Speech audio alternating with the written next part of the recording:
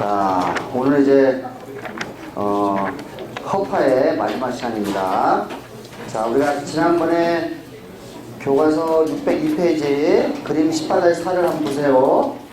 자, 우리가 이제 럼 디즈가 일어나는 여러 가지 원인에 대해서 이제 설명을 하고 있었는데, 다시 한번 살펴보죠. 1번 엠피시마, 그죠? 우리가 컴플라이언스는 문제가 없는데 엘라스턴스가 문제가 생겨서 생기는 질환이죠. 엠피시마, 담배에 의해서 생기는 질환이죠. C번 파이브로틱 렁 디지즈, 그죠? 요거는 뭐죠? 우리가 엘라스턴스는 문제가 없지만 우리가 확장성이 문제가 돼가지고, 또 이제 두께가, 그죠? 우리가 두께가 두꺼워져가지고 우리가 생기는 질환이죠. 그 다음에 2번 에스마는 공기 통로가 좁혀져가지고 생기는 질환이에요. 자, 이와 같이 이런 것들은 전부 다 염증 반응과도 관계가 되겠죠. 그죠? 엠페시마, 파이브를 전부 다 매크로페이지, 이뮨셀, 그 다음에 에이스마 전부 다 매크로페이지라고 하기 때문에 사실 염증 반응과도 관계가 있겠죠. 근데 이제 이런 것들은 오랫동안 축적돼서 생기는 질환이기 때문에 이런 것들을 우리가 통칭 크로닉 obstructive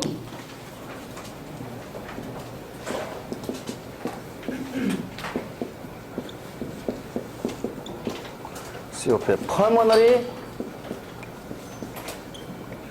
disease라고 그래요. 자, 여러분이 이제 요 단어들, 그죠? 단어 때문에 여러분들이 항상 이제 이렇게 좀 뭐랄까 친숙하지 않으면은, 그죠? 우리가 좀 어려움을 느끼게 되는데, 근데 단어를 하나씩 분석을 해보면 이게 금방 어떤 말인지 알 거예요. 크로닉이라는 말은, 그죠? 크로닉의 반대말은 뭐죠?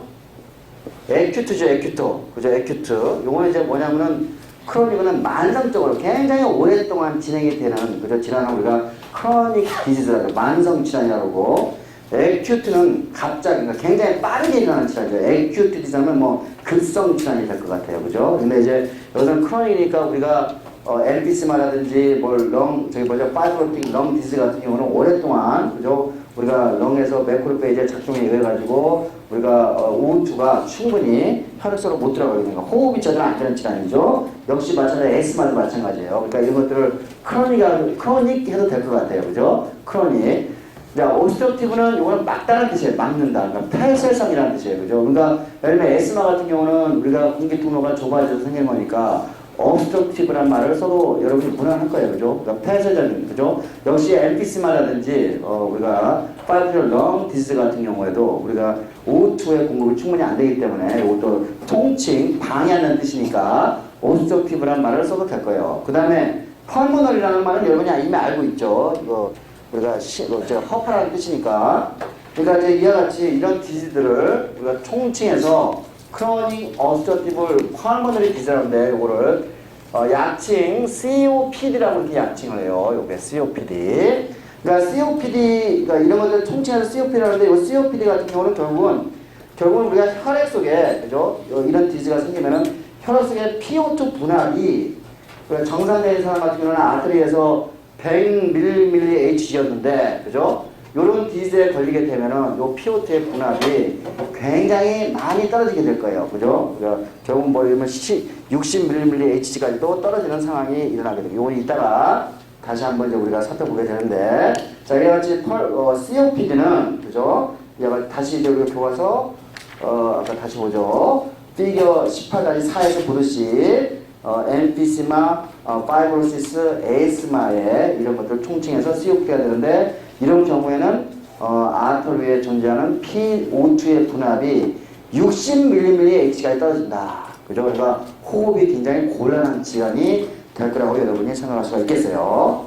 자, 이제 마지막 하나 남은 질환이 D번인데 펄머너리 에데마라고 돼 있어요. 이거는 이제 제가 생략을 했다가 다시 설명을 할 수밖에 없는 것 같은데, 우리가 혈관을 다시 한번 좀 살펴보죠. 교과서 15-17을 보세요. 자, 혈관에 엔도텔리아 셀이 있어요. 그죠? 혈관에.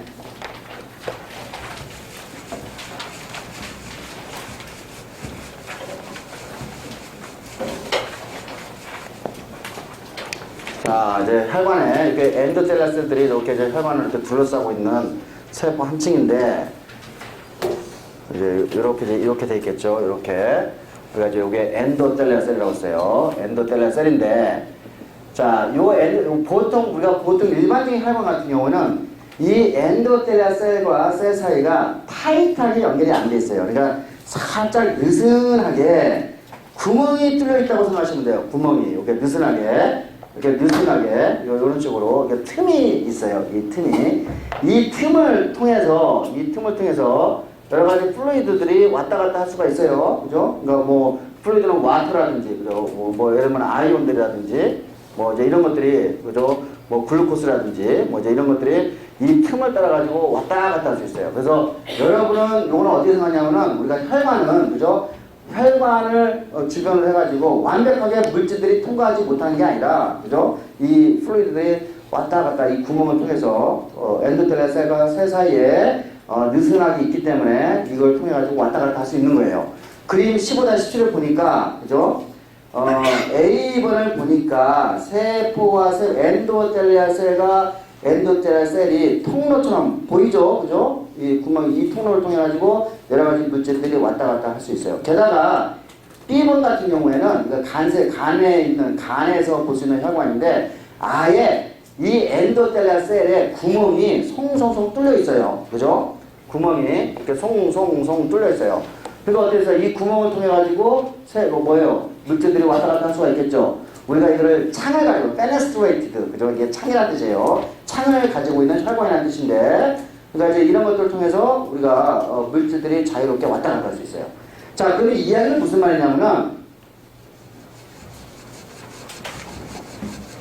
자, 우리가 아터리, 그죠? 아터리올까지 혈액이 오죠, 이게. 이제 우리가 모세혈관에서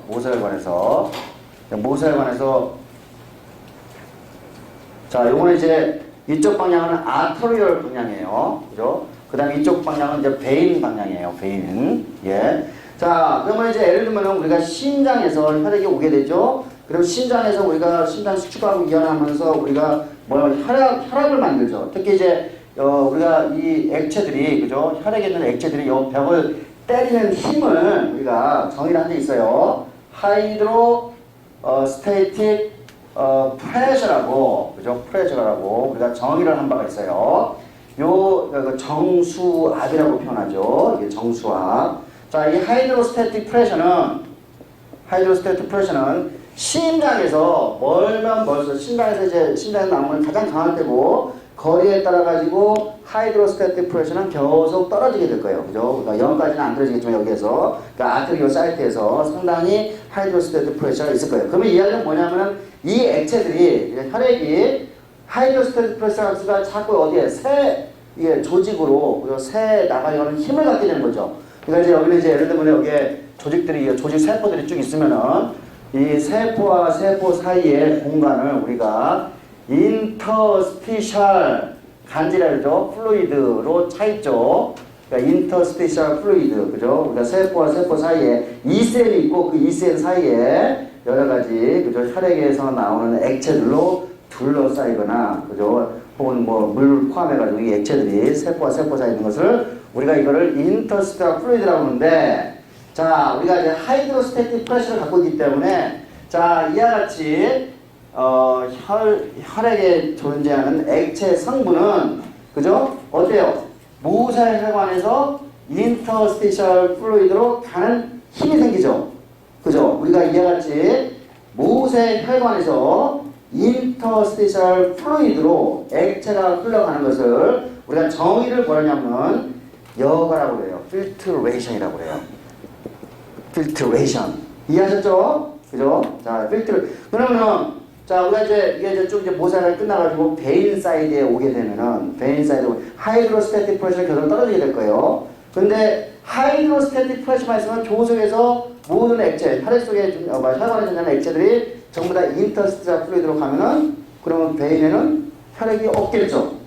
그죠? 그러면 어떻게 되죠? 요걸 다시, 요 베인 사이드에서 혈액을 다시 되돌려야 돼요. 그죠? 자, 우리가 이와 같이 우리가 인터스티셜 플루이드에서 혈관으로 이 액체를 되돌리는 것을 우리가 absorption이라고 정의를 하는 거예요. 흡수가 되죠, 흡수. 요거는 이제 나중에 키드니를 배울 때는 똑같은 정의를 가지고 우리가 배우게 돼요. 그죠? 자, 우리가 여기서는 아트리올 사이트에서는 우리가 필터셔야 되는 건 쉽게 이해했는데 이 베인 사이드에서 앱소션이 어떻게 일어나는지는 지금 내가 설명하지 않았어요. 자, 요 앱소션이 일어나는 것은 두 번째 팩터를 생각해야 돼요. 자, 우리가 이거 콜로이달 오스모틱 프레셔라는 요 개념을 가지고 설명을 해야 되는데, 자, 요거는 왜 그러냐면, 자, 봅시다. 이 혈액에는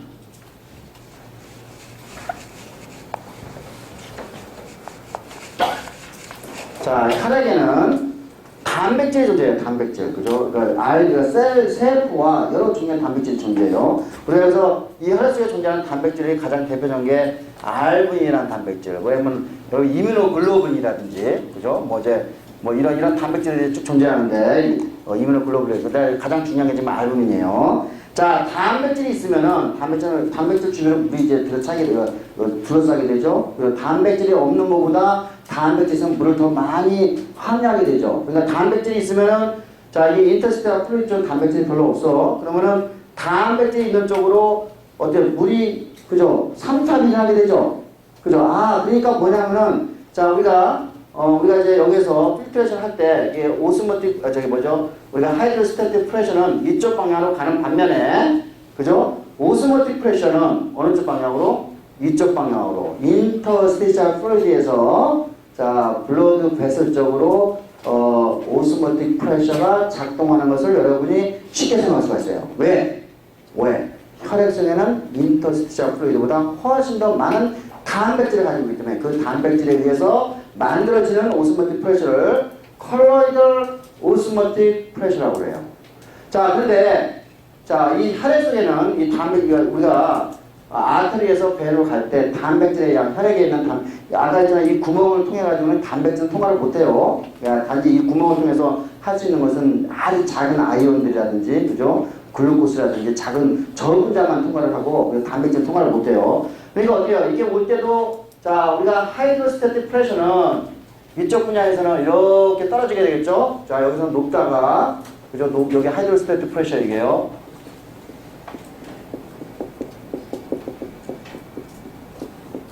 예, 높은 상태에서, 자, 심장에서 거리가 멀은 곳으로 하이드로스태틱 프레셔가 점점 떨어지게 될 거예요. 그죠? 반면에, 자, 우리가 오스모틱 프레셔는 어때요? 그러니까 콜로이달 오스모틱 프레셔는 거리에 상관없이 일정하게 남아있게 돼요. 그러면은, 자, 이 지점에서 하이드로 프레셔가 더 크죠? 여기보다? 그러니까 어떻게 했어요? 이와 같이 두 개를 다시 생각해 보니까 여기서는 필트레이션이 필트레이션이 일어날 수밖에 없고, 그죠? 자, 우리가 베인 사이드에서는 베인이 아니라 비노라고 하는데 정확하게. 자, 우리가 이쪽 사이드에서는 어때요? 이쪽으로 가는 힘. 다시 말해 보죠? 요게 콜로이달 오스모틱 프레셔가 더 크니까 이쪽으로 가는 힘이 생기게 되죠. 그죠? 우리가 여기에서는 우리가 이거를 거꾸로 닿죠. 그죠? 우리가 이제 이쪽으로 되돌아가는 힘, 그죠? 우리가 이거를 absorption이라고 정의를 했어요. 그래서 이와 같이 여러분은 우리가 이쪽 사이드에서는 아트리올 사이드에서는 우리가 필트레이션이라고 우리가 빈율 사이드에서는 우리가 absorption이 일어나는 것을 우리가 두 가지로 콜로이달 오스모틱 프레셔하고 하이드로스태틱 프레셔로 우리가 설명이 가능한 거죠. 이것을 설명한 것이 그림 15-19예요. 예. 자, 그런데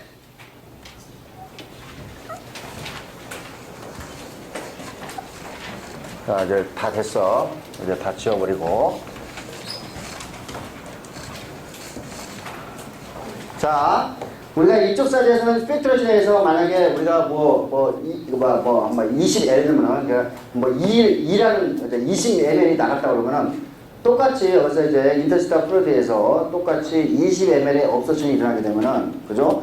들어간 거하고 나간 거가 똑같기 때문에, 들어갔을 때 액체의 양, 그죠? 피해 양과 나갔을 때 피해 양이 똑같으니까, 항상 우리가 일정한 양의 5ml의 혈액을 유지할 수가 있겠죠.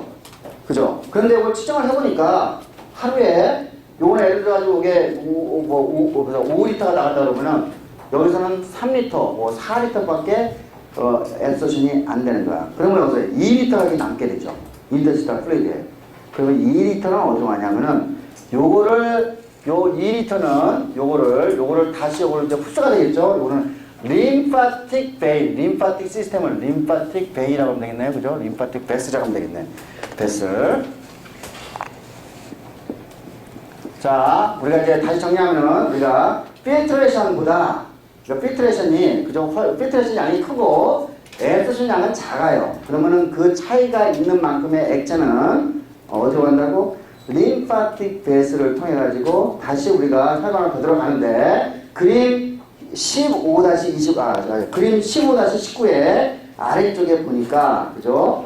자, 필트레이션 된 부분의 일부분이 림파틱 베슬을 통해서 들어가는 것이 보여요. 자, 림파틱 시스템은 여러분이 15-20에 보듯이 우리 온몸에 퍼져 있는데 이거는 이제 인터스티셜 플루이드, 인터스티셜 스페이스에 이제 퍼져 있겠죠. 온몸에 퍼져 있는데 여기에서 나오는 액체들이 그죠? 혈액 속에 존재하는 액체 성분들이 림파틱 시스템을 들어서 쭉 돌아다니다가 자, 여기 이제 그 쇄골 밑에, 그죠? 여기 심장, 쇄골 밑에 있는 혈관과 만나게 돼요. 그래서 혈관을 만나가지고 다시 우리가 혈관으로 다시 되돌아가게 돼 있어요. 그래서 림파틱 시스템은 결국 뭐예요? 우리가 인터스티셜 플루이드에 존재하는 액체의 양을, 그죠? 우리가 다시 혈관으로 되돌리는 역할을 하게 되는 거예요. 자, 만약에 림파틱 베슬이 여러 가지 인플러메이션, 예를 들면 이제 뭐 어떤 이제 아프리카에 가게 되면 뭐 어떤 병균, 원생동물에 이제 의해서 우리가 림파틱 베슬이 막히게 되면은 그럼 어떻게 되세요? 여기 있는 액체가 림파틱 베슬을 못 가게 되죠. 그럼 여기 있는 액체가 점점 쌓이게 되죠. 그죠? 쌓이게 되면은 붓게 되는 거죠. 맞아요? 공간이 점점 넓어지니까. 자, 이와 같이 림파틱 베슬이 그죠? 제대로 작동을 못 해가지고 인터스티셜 플루이드에 있는 액체가 우리 혈관으로 다시 못 따라가는 현상. 그래서 그 부분에 이게 림파틱 시스템이 고장난 부분이 부풀어지는 현상. 그리고 우리가 보려면 에데마라고 표현해요.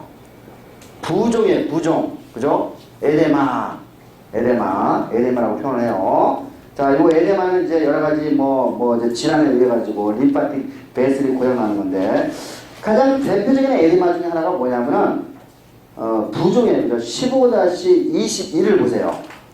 15-21은 여기에 지금 아프리카 뭐 이티오피아 뭐 소년이 하나 앉아 있는데 그죠? 배가 지금 이티오피아 이 소년은 지금 먹을 게 없어가지고 기아소산에서 헤매고 있는데 배는 뚱뚱하죠. 그죠? 이 배 속에 들어있는 게 뭘까? 액체예요. 배 속에 들어있는 게 액체인데 요거 이제 앱도미널 에데마라고 그래요. 복부 부종이라고 하는데 요거는 이제 복부에 있는 그죠? 여러 가지 장기들이라든지 그런 것들이 부풀어져 있는 현상인데 자, 그 현상은 왜 생기냐? 자, 영양실조에 걸려.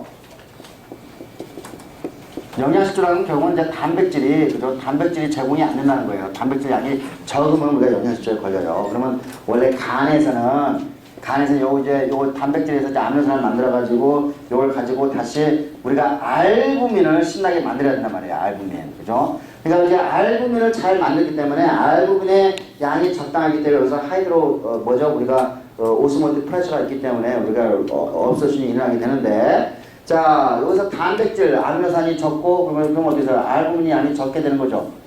그죠? 알부민 양이 적게 돼요. 그러면 알부민 양이 적게 되면은 어떻게 되겠어요? 우리가 원래 이와 같이 이쪽 방향으로 오스모틱 프레셔가 걸려 있는데 알부민이 적으면 오스모틱 프레셔가 줄어들게 되겠죠. 맞습니까? 줄어들게 돼요. 그러면 어떻게 되죠? 줄어들게 되면은 여기에서 업소션되는 양이 급격하게 줄어들게 되겠죠. 그죠? 업소션되는 양이 급격하게 줄어들게 되면은 자, 인터스티셜 플루이드 쪽에 그죠? 우리가 액체가 차게 되는 앱도미널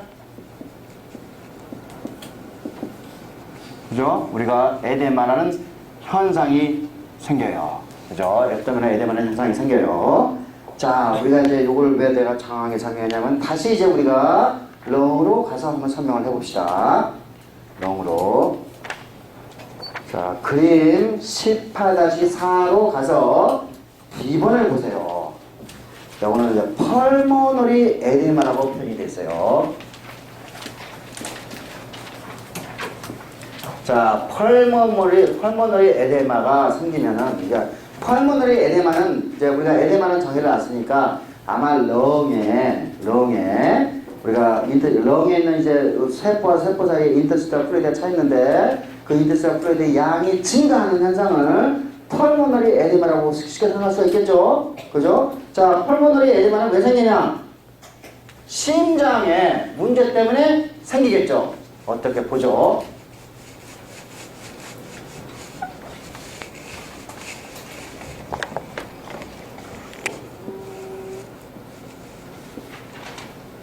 자, 제가 제일 중요한 게 여기서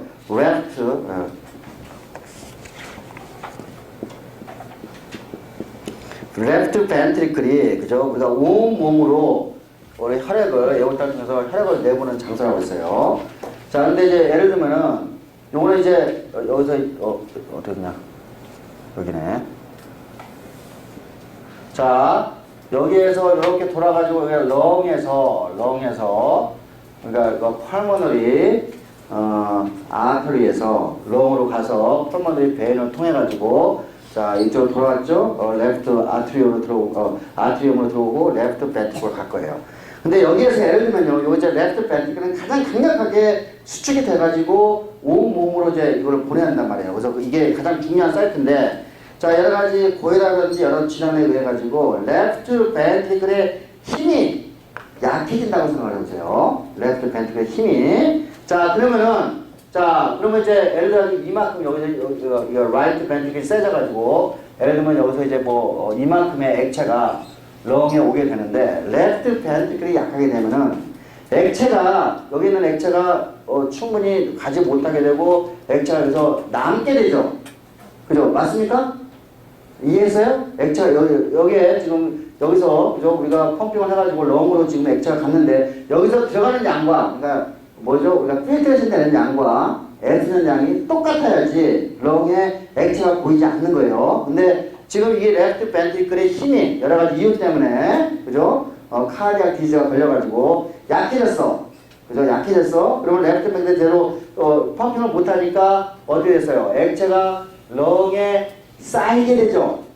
맞습니까? 우리가 그거를 펄모너리 에데마라고 그래요. 그러니까 결국은 레프트 벤트리클이 그죠? 여러 가지 뭐 하이퍼텐션이라든지 뭐 고혈압이라든지 뭐 예를 들면 뭐 우리가 레프트 벤트리클 혈관이 좀 막혀가지고 그죠? 이게 제대로 작동을 못하게 되면은 결국은 뭐예요? 결국은 렁에 펄모너리 에데마, 렁에 그죠? 액체가 차이는 현상이 생기게 돼요. 자, 그러면 렁에 액체가 차이게 되면은 D번을 보세요. D번. 그러면 어떻게 됐어요? 자, 우리가 세포와 세포 사이에 있는 인터스텔라 플루이드. 자, 예를 들면은 엘비올리가 이렇게 있으면은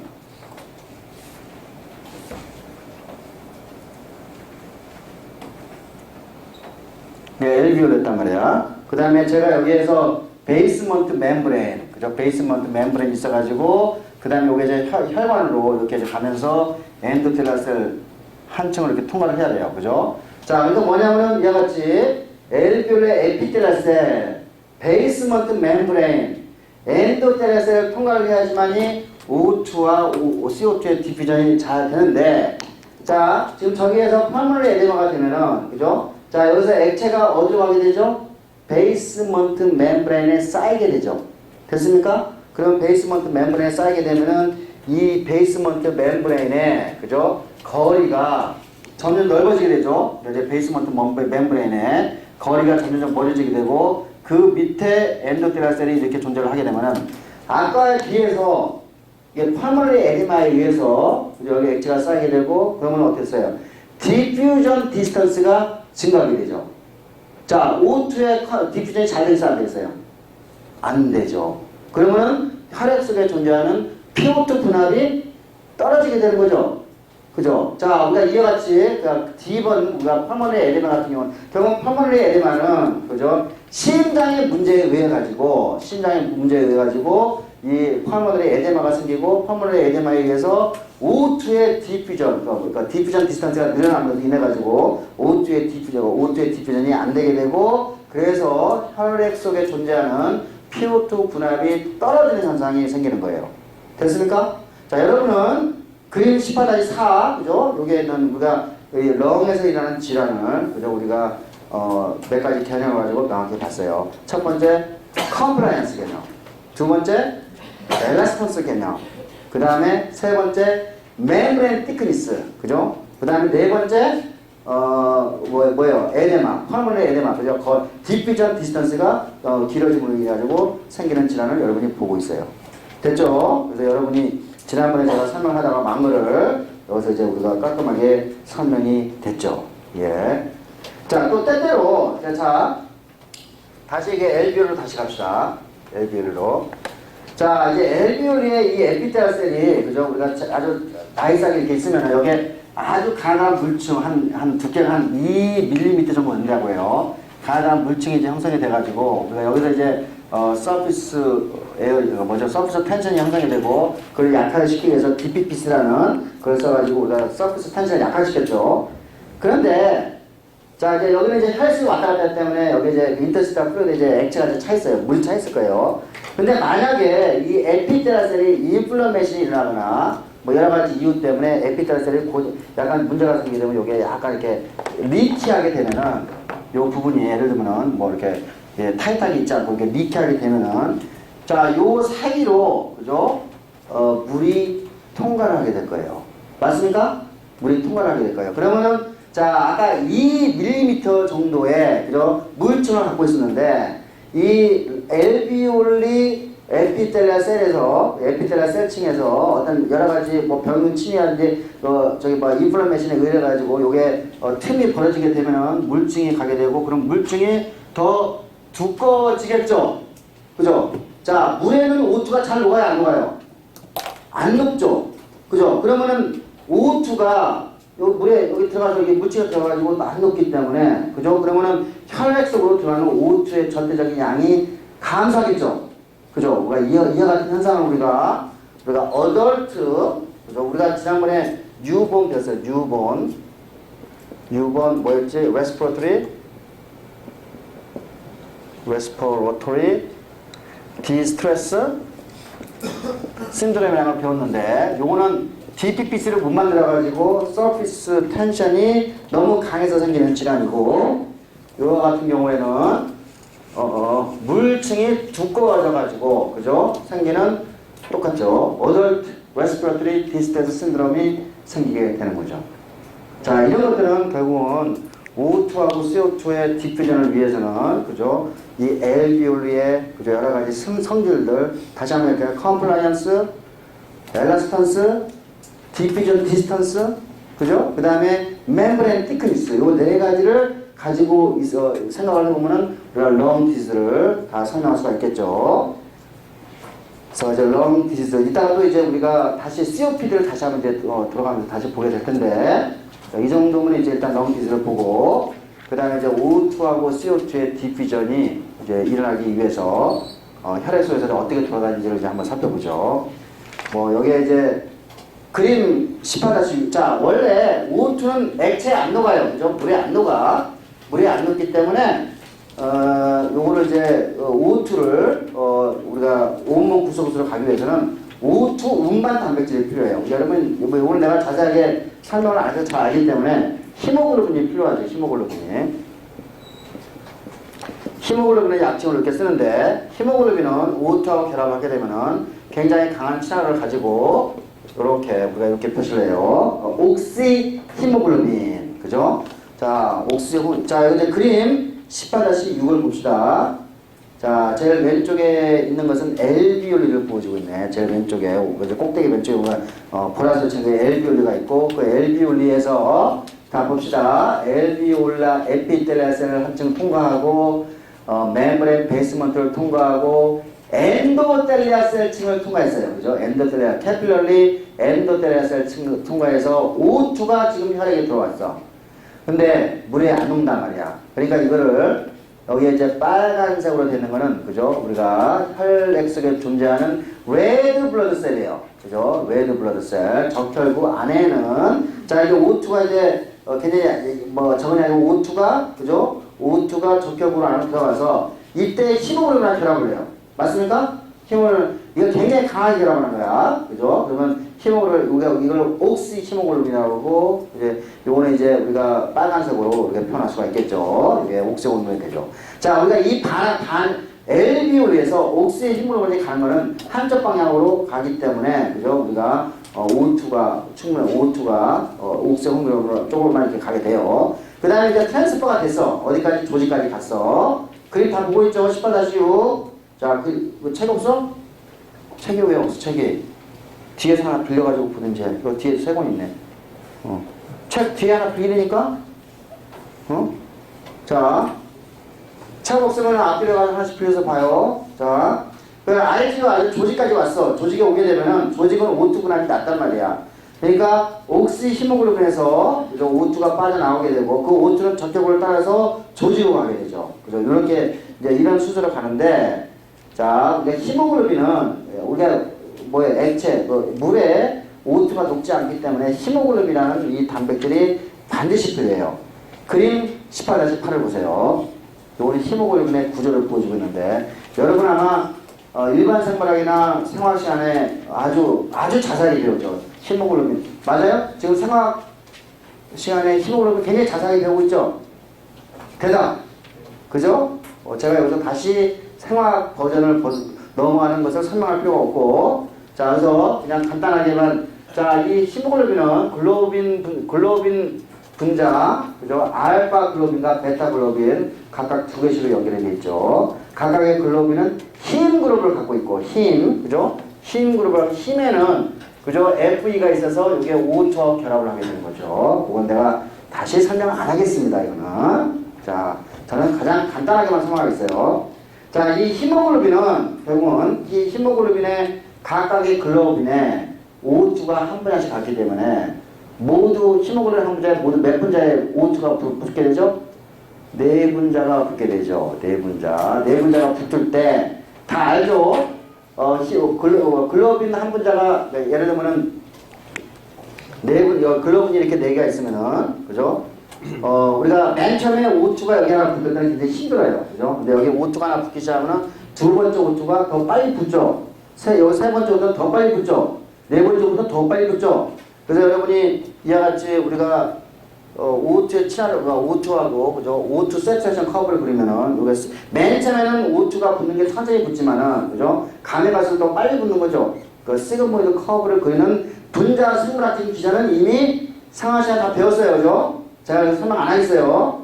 그래서 그림 10-9로 직접 가봅시다. 요거는 이제 옥시 히모글로빈 디소시에이션 커브를 보여주고 있는데,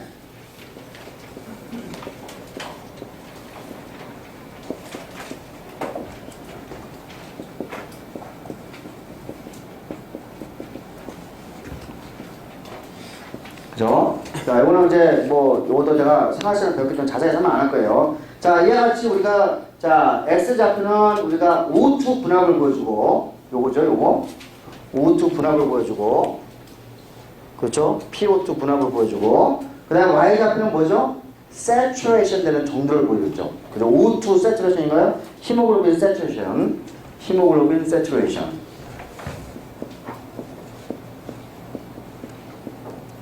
자, 여기서 포인트는 뭐냐면은 LB 온리에 있을 때는 PO2 분합이 100mmHg예요. 그죠? 예, 내가 이야기했어요, 그죠? 우리가 LB 온리에 폐 속에 있을 때는 우리가 그 혈액에, 그죠? PO2 분합이 100mmHg가 있고, 조직에 오게 되면은 조직에서는 40mmH 정도. 40 맞나요? 60인가 40인가? 40 맞네요. 40mmHg 갖고 있어요. 왜냐하면 이제 조직에서는 이제 우리가 호흡을 하게 되고 O2가 공급이 이제 O2가 돼서 소모가 되기 때문에 40mmHg가 가죠. 우리가 대개 100mmHg가 있을 때는 대개 히모글로빈의 한 98%가 O2로 세츄레이션이 돼 있어요. 그죠? O2로. 대신에 우리가 40mmHg가 있을 때는 대개 75%의 세츄레이션을 가지고 있어요. 그러니까 LB 온리에서 98% 있다가 조지로 오면은 75%니까 98 빼기 75, 한 23% 정도가 O2가 릴리즈가 되는 거죠. 자, 근데 요거는 이제 정상적인 조직이에요. 호흡을 어떤 조직에서 이제 근육 같은 게 굉장히 액티브한 메타볼리즘을 갖게 되면은 여러분이 요게 20mHg까지 떨어질 수 있어요. 자, 요거는 이제 요게 60밖에 안, 요거는 이제 20밖에 안 되는데도 불구하고, 자, 어때요? 굉장히 급속하게, 그죠? 여기는 이제 O2 세츄레이션 포인트가 한 얼마나 되나? 여기 그래프, 그림 18-9를 보세요. 한 30까지 떨어지네요. 30까지. 30%까지. 그러니까 뭐예요? 우리가 정상적인 사람이, 그죠? 우리가 지금 여러분이 호흡을 하고 있을 때 LB에서는 100mmH고 그 다음에 일반적인 조직에서는 40mm, 그러니까 쉬고 있는 조직에서 40mmH니까 우리가 여기에서 우리가 PO2 분압이 60이 다 떨어지는데도 불구하고 O2는 그죠? 23%밖에 안 되는데, 자, 이거는 아까 60 떨어지는데 오늘 20 떨어지죠? 20 떨어지는데 오늘 차이가 뭐예요? 75에서 30이니까 지금 45만큼 떨어졌죠. 그죠? 그러니까 무슨 말이야? 아, 조직이, 그죠? 조직이 호흡을 많이 하면 많이 할수록, 그죠? 더 많은 O2를 내는다는 얘기죠. 이 커브에서. 그러니까 여러분이 이 히모글로빈의 커브, 히모글로빈 디소시에이션 커브가 주는 생략되는 의미는 뭐냐면은 호흡을 하면 할수록 O2를 더 잘 내놓도록 진화가 된 거예요. 히모글로빈이. 됐습니까? 그죠? 게다가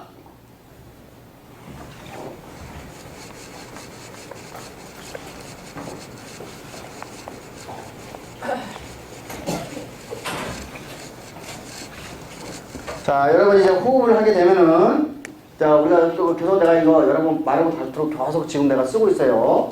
자, 조직에서 CO2를 내보내게 되면은, 그죠?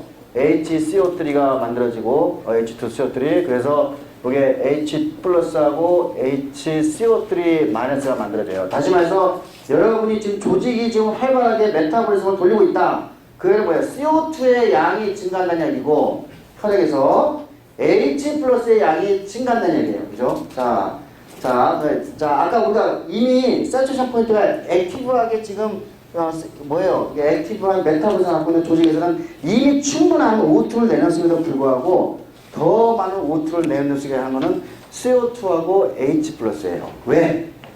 이게 이 히모글로빈 디소시에이션 커브가 아까 내가 이렇게 그렸는데, 자, CO2가 더 많거나 H 플러스가 더 많으면은, 다시 말해서 액티브 메타볼리즘을 갖고 있는 티슈에 있는, 그죠? 이 베슬에서는 어떻게?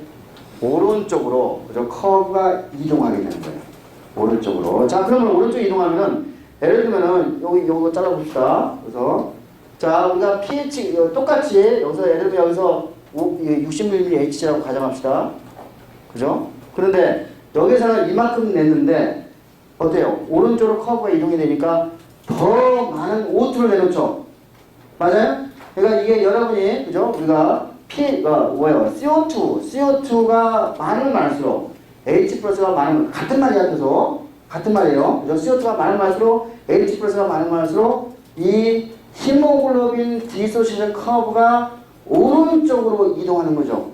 우리가 이와 같은 현상을 보아 이펙트라고 해요. 보아 이펙트고, 이 보아 이펙트가 일어나는 이유는, 그죠? 우리가 CO2가 많거나 H 플러스가 많으면 이쪽으로 더 이동하면서 더 많은 O2를 내놓는, 그죠? 생략적인 의미를 갖고 있는 거예요.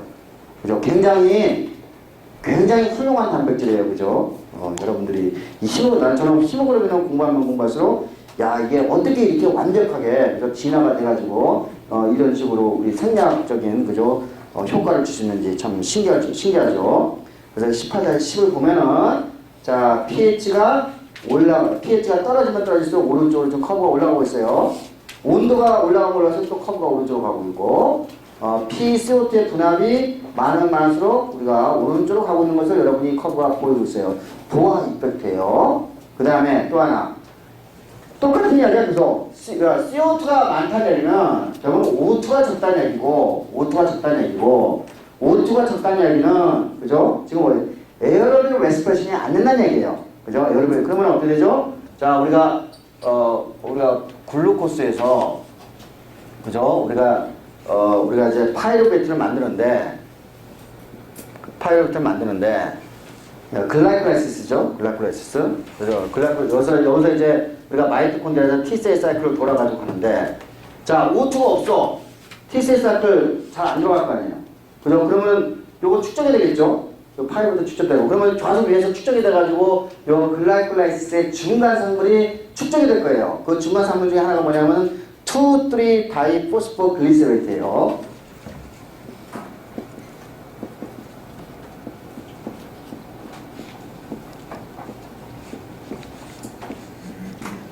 그거 뭐야? 글라이콜라이시스의 중간 물질인데, 자, O2가 없으면 T셀과 아니고 파이브도 축적되면 자꾸 위에까지 축적돼가지고 이 글라이콜라이시스의 중간 산물인 2, 3 다이포스포글리세레이트가 축적이 될 거예요. 재밌는 게 이 2, 3 다이포스페트는 히모글로빈하고 결합을 해서 히모글로빈의 디소시에이션 커브를 또 오른쪽으로 이동시켜요. 같은 말이에요. 이거는 결국은 CO2가 많다는 이야기나 H 플러스가 많다는 이야기나 2, 3 다이포스포글리세롤가 많다는 이야기나 다 같은 의미로 쓸 수 있어요. 전부 다 메타볼리즘이 활발하게 일어나고 있는 것을 의미하는 거죠. 그죠? 자, 활발하게 일어나가지고 나오는 부산물들이 이게 다. 그죠? 그래서 요것도 이와 같이 오른쪽으로 이동시키기 때문에 더 많은 O2를 내보낼 수가 있죠. 그림 18-11에, 그죠? 우리가 2, 3 DPG에 의해서, 그죠? 우리가 더 많은 O2를 내놓는 것을 여러분이 보시고, 보아 이펙트로부터 온 다 이런 효과들이죠. 예.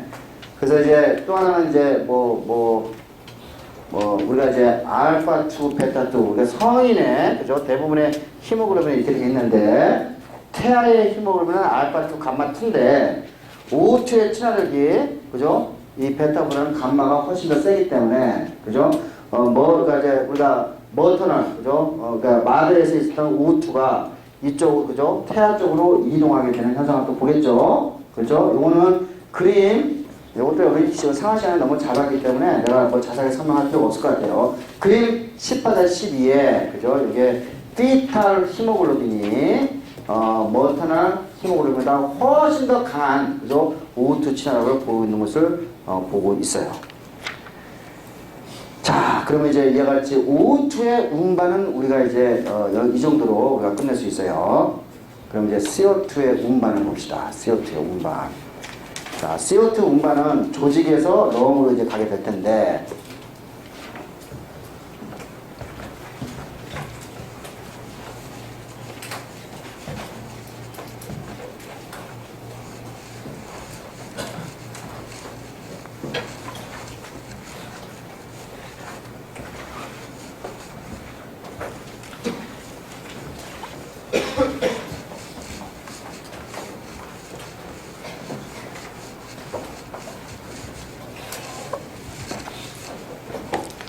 자, 그림 18-14 보세요.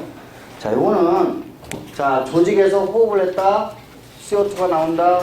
CO2는, 자, 블러드 베슬로 나와요. 블러드 베슬로 나왔다.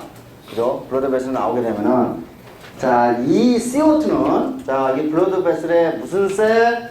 레드 블러드 셀. RBC로 CO2가 들어가요.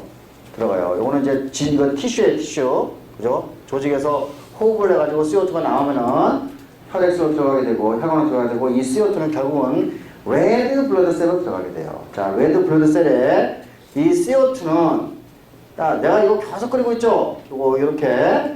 그죠? 이렇게. 요거, H2 CO3가 만들어지고, 그래서 H 플러스 HCO3가 만들어지게 돼요. 자, 원래 이 CO2는 한 7% 정도는, 요거 CO2의 7%는 그냥 물에 녹아서, 그죠? 혈액에 녹아가지고 이 형태로 우리가 어디까지 하죠? 럼까지 진행이 될 거예요. 나머지 93%는 레드 블러드셀로 들어가서 이제 이와 같은 반응을 하든지, 요게 이제 요 중에 또 이제 몇 퍼센트냐? 23%. 그러니까 요 CO2의 일부분은 요게 히모글로빈하고 결합을 해가지고, 이렇게 결합을 해가지고 히모글로빈의 CO2에 이렇게 결합하는 형태를 또게 카바노 히모글로빈이라고 하나요? 오늘 이름을 우리가 카바미노 히모글로빈 요거를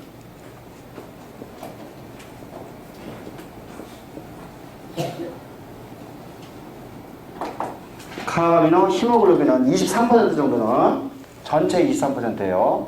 전체 23%는 이와 같이 카바미노 히모글로빈을 통해 가지고 요 상태로 RBC에 있어 가지고 우리가 어디까지 하지? LV율까지 갈 거예요. 나머지 한 70%가 되겠죠. 그러니까 70%는 이와 같이 이 CO2는 H2가 만나가지고 이와 같은 반응을 일으키게 되죠. 그러니까 이 반응을 일으키게 하는 효소를 카보닉 언하이드레이드라고 그래요.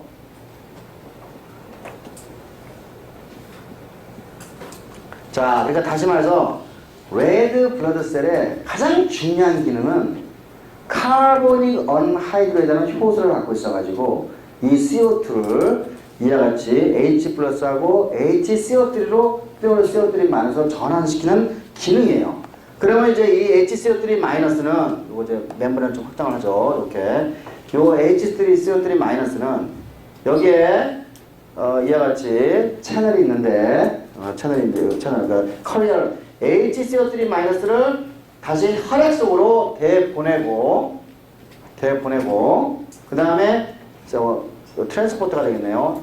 클로라이드 대신에 왜냐하면 CO3 음이온을 서로 교환하기 때문에 바깥으로 나가는 음이온, 들어가는 음이온 똑같기 때문에 결국은 차지는 똑같아요. 그래서 클로라이드하고 HCO3 마이너스하고 서로 교환을 맡겨나는 거예요. 그죠? 우리가 이런 현상을 클로라이드 시프트라고 해요.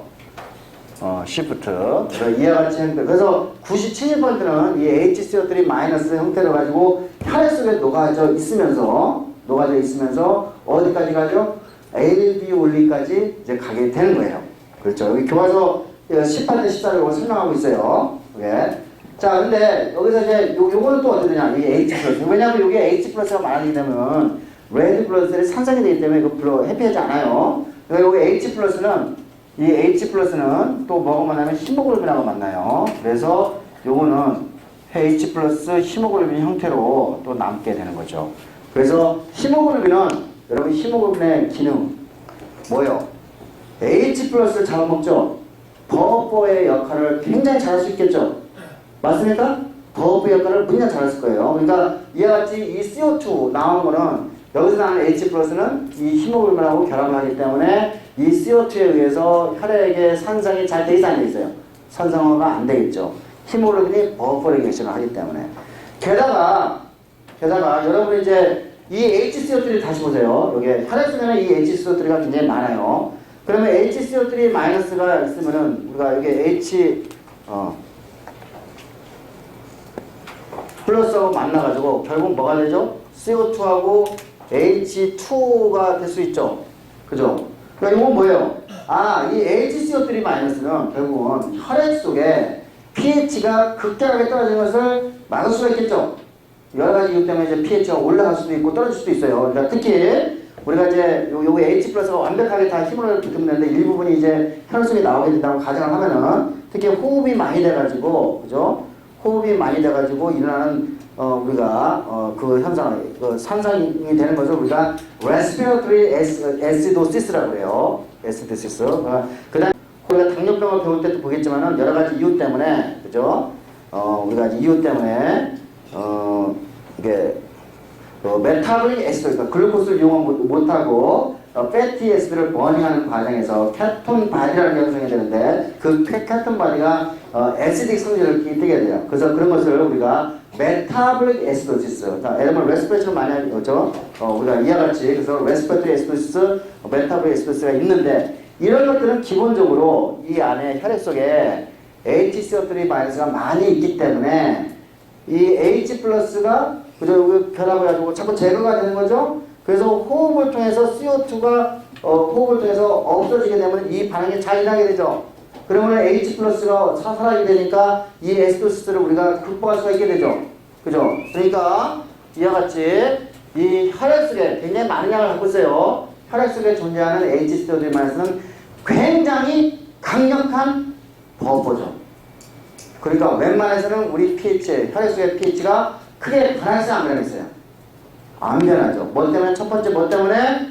히모글로빈. 그죠? 우리가 레드 블러드셀에 있는 히모글로빈.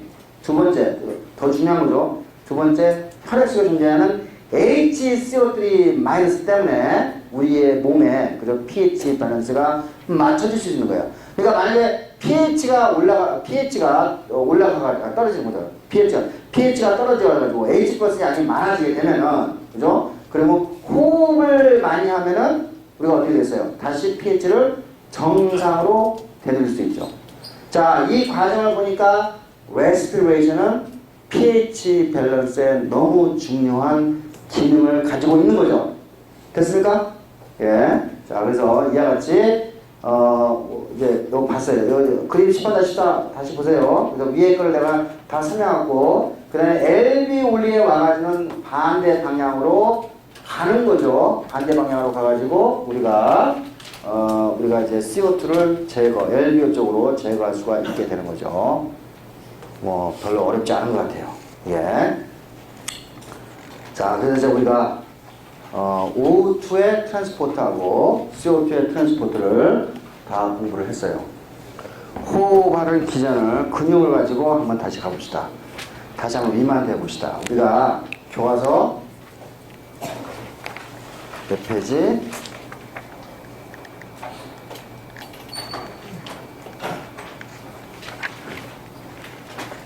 그림 572페이지 그림 17-2에 2번의 근육을 다시 한번 봅시다. 호흡에 관계되는 근육이에요. 우리가 이미 배웠어요. 첫 번째, 다이에프렘. 그죠? 두 번째, 인터코스탈 멤브레인. 그죠? 인터코스탈 머슬이었죠? 근데 이게 지금, 뭐였죠? 인터코스탈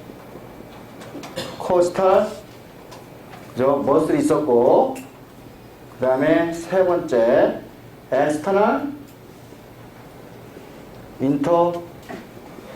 인터코스탈 머슬이 있었어요. 그다음 또 뭐가 있었죠? 우리가 스터노클라이도 메스토이드가 있었죠. 스터노클라이도 메스토이드라는 머슬이 그러니까 쇄골과 그죠? 여기 흉골에 붙어 있는 거 우리가 살펴봤었어요. 그다음 다섯 번째가 스켈리니스. 요거는 뭐죠? 목 근육인데 첫 번째 갈비뼈하고 두 번째 갈비뼈에 붙어 있는 거죠.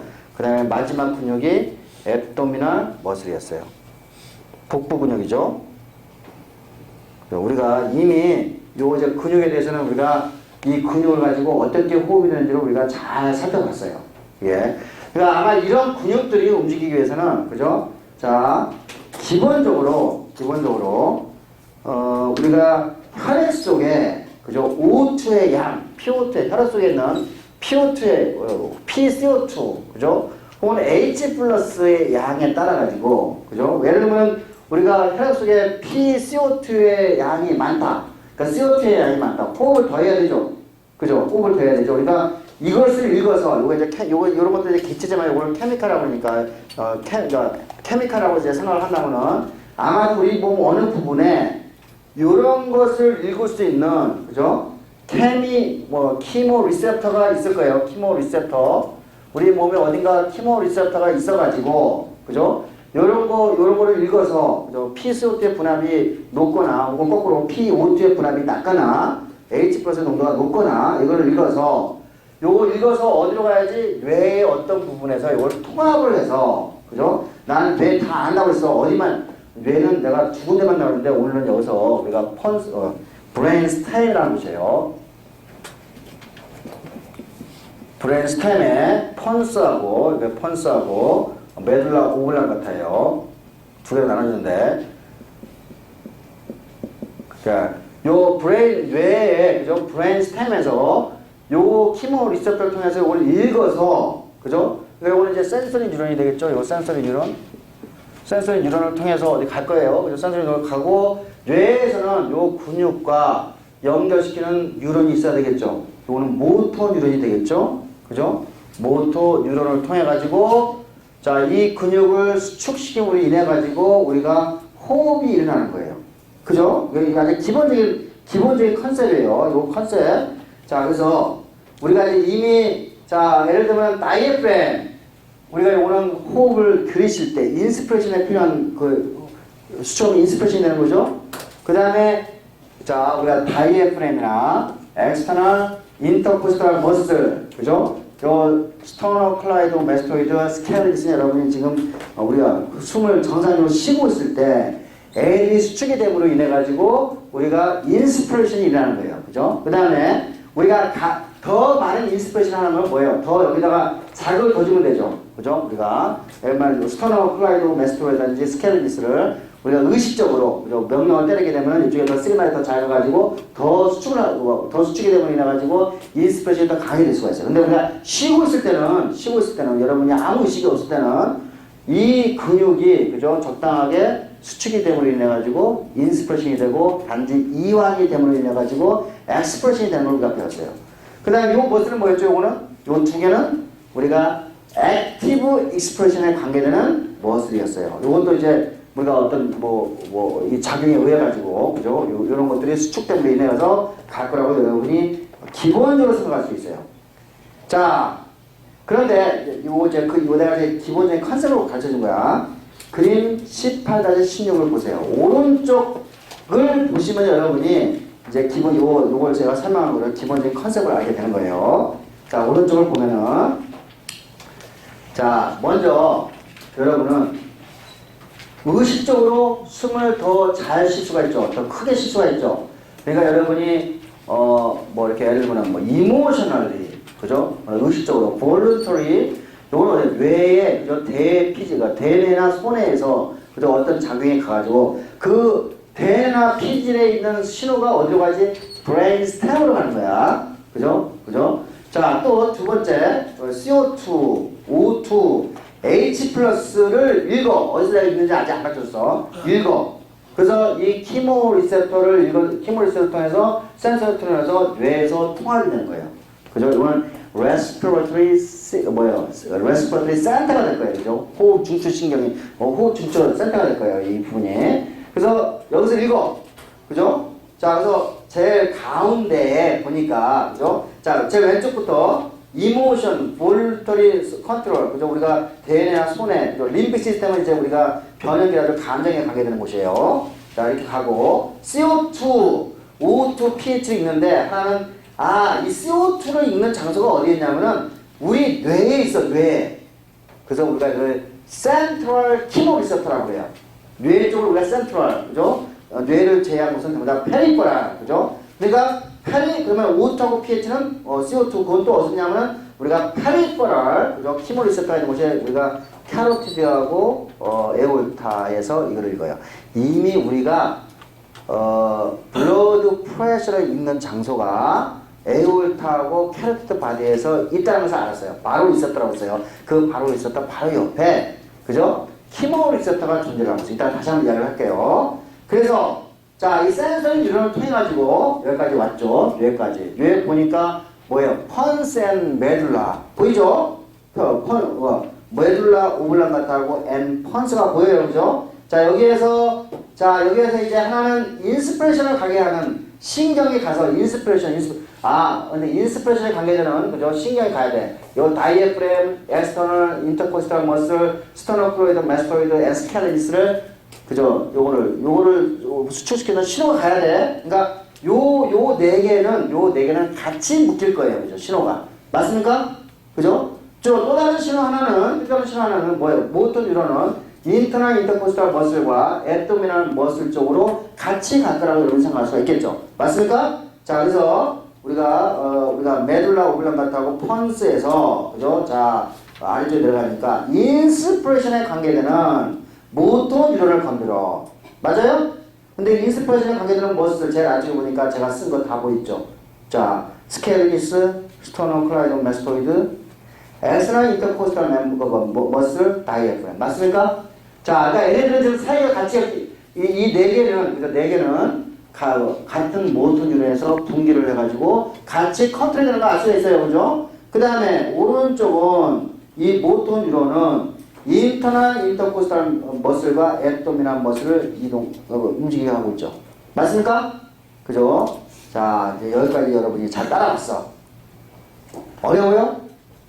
자, 일단 여러분이 그죠? 이 머슬에 대한 내가 굳이 영어로 안 해도 된다고 그랬어. 예, 한국말로 해도 돼요. 그죠? 하여간 네 6개의 머슬에 대해서 어떻게 이게 인스퍼션과 엑스퍼션 할 때 어떻게 작동하는지 잘 이해를 하고 있으면은 그죠? 요 오른쪽에 있는 그림을 지금 완벽하게 이해를 했어요.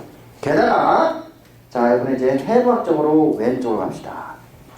여러분이 이미 충분히 익숙해졌어요. 이제 익숙해졌어. 요거는 제가 여러 번 시험 문제를 내는 거야.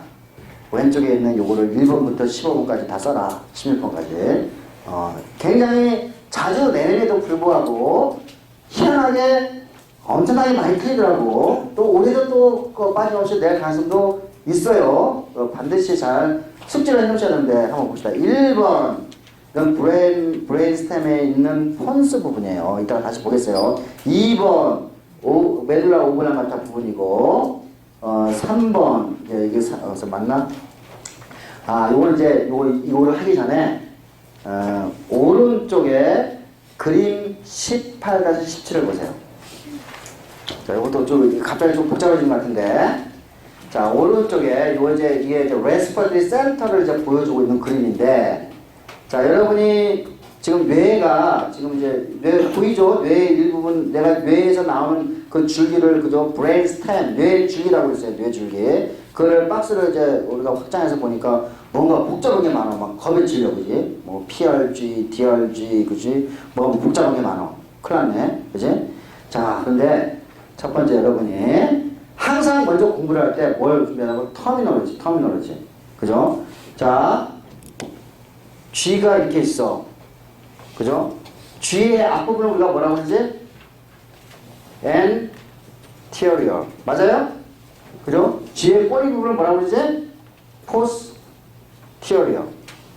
맞습니까? 그죠? 자, G의 등 쪽을 뭐라고 그러지? 등 쪽을? 도살. 그죠? 도살. 자, 배 쪽은 뭐지? 배 쪽은? ventral. 그죠? 제가 이제 도살과 벤트랄만 잘 극복을 하잖아요, 오늘. 자, 요 부분은 저의 도살이야, 벤트랄이야? 도살이지? 여기는 벤트랄이지? 자, 근데 내가 이제 브레인스템을 열었어. 브레인스템을 열어가지고, 저기 이제 보면은, 예를 들면은 그림, 뇌에, 그죠? 그 박스를 좀 확장해가지고, 여기 DRG라는 보라색 칠해진 거 보이고 있죠? 자, 요거 보니까 뇌에 지금 우리 등 쪽으로 지금 향해져 있죠? 맞아요? 등 쪽으로 향해져 있죠? 요거는 도살, 등 쪽으로 향해져 있기 때문에 도살 respiratory group이에요. 자, 이건 뭐냐면은, 자, 등 쪽으로 향해져 있는데 뉴런인데, 이건 respiratory에 관계되는 뉴런들이 모이는 장소야. 그죠? 근데 어디다가 도살 쪽에 있어. 그죠? 도살 respiratory group이라고 해요. 됐습니까?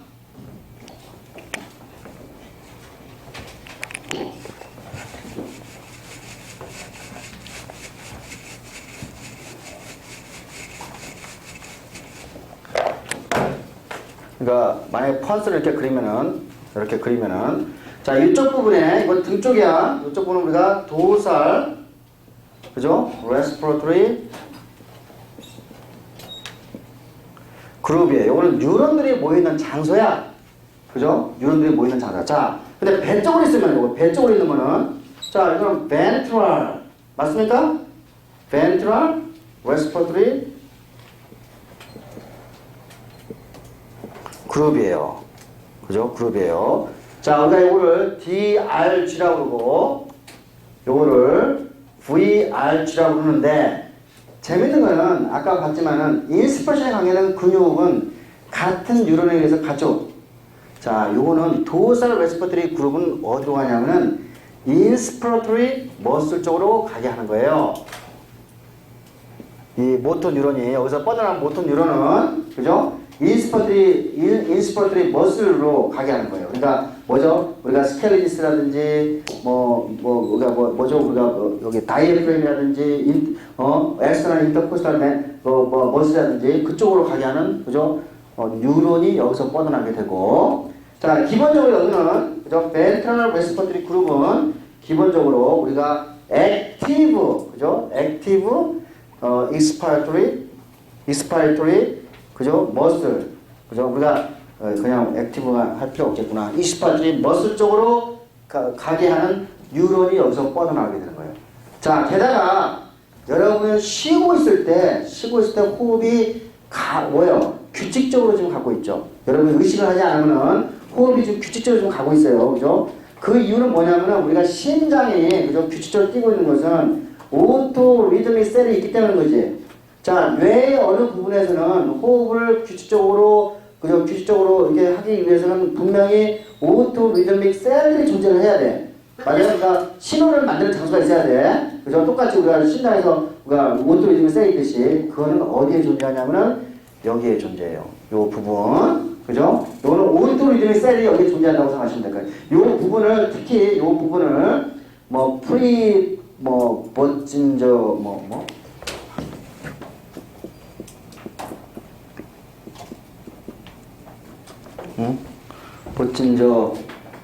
뭐라고 했냐?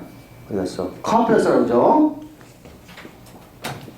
자, 컴프레서. 요거는 뭐라고? 요거는 오토 리듬믹 셀이 있는 거야. 그죠? 오토 리듬믹 셀들이 있어서 여기서 전기 신호를 만들어서 이 전기 신호는 여기를 보내야 되겠지. DRG쪽으로 보내야 되겠지. 그 다음에 요것도 왔다 갔다 하면서 그죠? 서로 이게 뭐예요? 피드백을 해야 돼요. 그래서 이와 같이 여기서 전기 신호를 만들어서 이렇게 해가지고 인스파이터 머슬을 수축시키고 또 이렇게 전기 신호가 안 가면 이제 이완이 되고 그래서 이제 왔다 갔다 하는 거예요.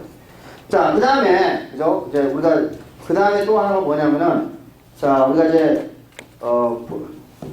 요쪽에 또 이렇게 그 신경들이 모여 있는 장소가 있어요. 우리가 그 신경이 모여 있는 장소를 폰타인 레스퍼토리 그룹이라고 하는데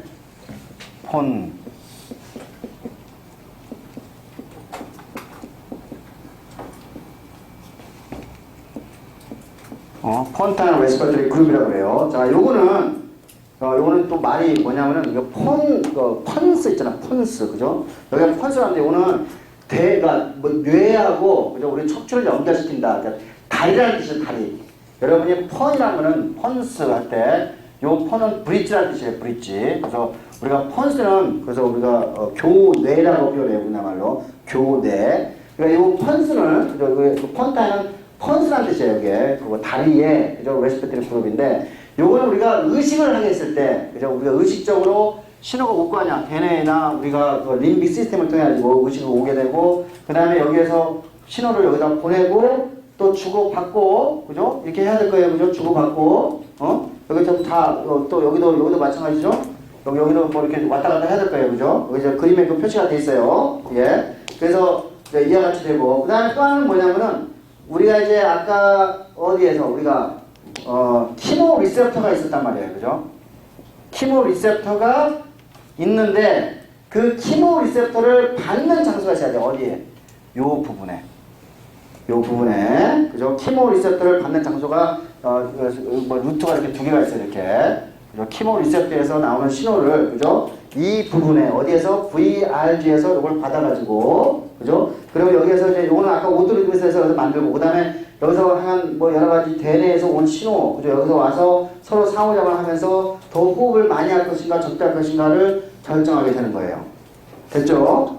자, 그림 18. 여러분이 지금 터미널로지가 그죠? 굉장히 처음 듣는 말이기 때문에 굉장히 당혹스러운 걸 알고 있어요. 근데 하나씩 그냥 단어의 뜻을 따라가면은 우리가 잘 어렵지 않게 그죠? 따라갈 수가 있어요. 자, 우리가 그림 18-17을 다시 한번 살펴봅시다. 자, PRG 보이죠? PRG 펀스 레스퍼토리 그룹이에요. 요거는 대뇌에서 오는 혹은 림빅 시스템에서 오는 그죠? 우리가 신호를 받아가지고 그거를 조정해서 자 조정한 신호가 어디로 가죠? DRG도 가고 그죠? VRG도 가고 있는 거 보이죠? 그죠? 자 여기 VRG에 아주 진한 그죠 보라색으로 칠해있는 것은 페이스메이커 셀이라고 써요. 그죠? 오토리딩 셀, 뭐라고 하죠? 프리버징글 그죠? 컴플렉스라고 하는 데가 있고, 그 다음에 센서리 뉴런에서 온 거 뭐죠? 우리가 키모 리셉터에서 온 센서리 뉴런에서 온 것이 뭐 다리처럼 보여가지고 디아즈로 갔네. 그죠? 여기가 디아즈로 갔네요. 그죠? 죄송합니다. 디아즈로 가가지고 여기에서 우리가 또 인스피레이션 머슬을 더 수축을 시키는지 할 것인지 그런 것들을 결정하고, DRG와 VRG는 서로 상호작용에 의해서 서로 서로 가고 있는 것을 여러분이 보고 있어요. 매우 중요한 그죠? 컨셉이고, 그래서 이 컨셉 18-17 컨셉을 18-16에 그죠? 왼쪽 그림에 요걸 이제 보면은 여러분이 이제 다 이해할 수 있어요. 1번 펀스, 2번 자 배를 향해 돼 있네. 그러니까 ventral respiratory 그룹이 될 거예요. 맞습니까? 그죠? 자 ventral respiratory 그룹에서 나오는 그죠? 신호 어디 갔냐? 빨간색이죠. 빨간색 신호. 센서리 뉴런이죠. 센서리 6번이죠. 6번. 그죠? 6번 보이죠? 센서리 뉴런이 나와가지고 자 이거는 ventral은 지금 어디가 우리가 인터널 인터코스탈 머슬 이게 뭐야? 7번이 되나요? 아니죠. 8번이 되죠? 8번 보이죠? 그죠? 그 다음에 복부 그죠? 9번에 앱도미널 머슬 9번이 앱도미널 머슬 될 거예요. 요거는 이제 VRG를 통해 가지고 엑스프레션이 되는 것을 여러분이 이 그림에서 볼 수가 있는 거죠. 그 다음에 다시 저기 14번을 갑시다. 14번 등 쪽으로 향했으니까 도살 레스퍼터리 그룹이 될 테고 맞습니까? 여기서 빨간색의 센서리 뉴런을 따라오면서 12번 근육이 뭐예요? 이게 뭐 스터노메스토이드 그죠? 뭐죠? 이게 뭐죠? 여기 있네. 그죠? 스터노클라이도메스토이드 혹은 뭐죠? 스켈리니스 두 개가 되는 거죠. 12번이 11번은 뭐죠? external intercostal 그죠? 머슬이 되고 10번은 뭐가 되죠? 우리가 뭐죠? 다이애프램이 되죠. 그래서 여러분이 그래서 18-17과 더불어가지고 18-16의 해부학적인 위치를 여러분이 정확하게 이해를 할 수가 있을 거라고 생각이 들어요. 예. 자, 오늘은 여기까지 하겠습니다.